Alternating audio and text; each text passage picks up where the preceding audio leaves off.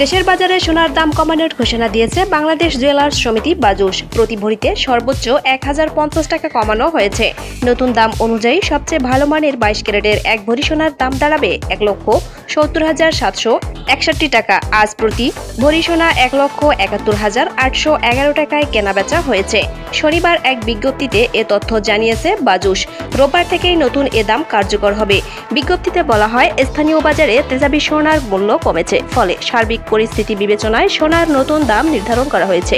নতুন দাম অনুযায়ী সবচেয়ে ভালো মানের বা 22 ক্যারেটের প্রতি ভরি সোনার দাম 1,70,761 টাকা, 21 ক্যারেটের প্রতি ভরি সোনা 1,63,004 টাকা, 18 ক্যারেটের প্রতি ভরি সোনা 1,39,711 টাকা এবং সনাতন 711 টাকা এবং সনাতন পদ্ধতির প্রতি ভরি সোনার দাম 1,15,532 টাকা নির্ধারণ করা হয়েছে। সোনার দাম বাড়ানো হলেও অপরিবর্তিত রয়েছে রূপার দাম।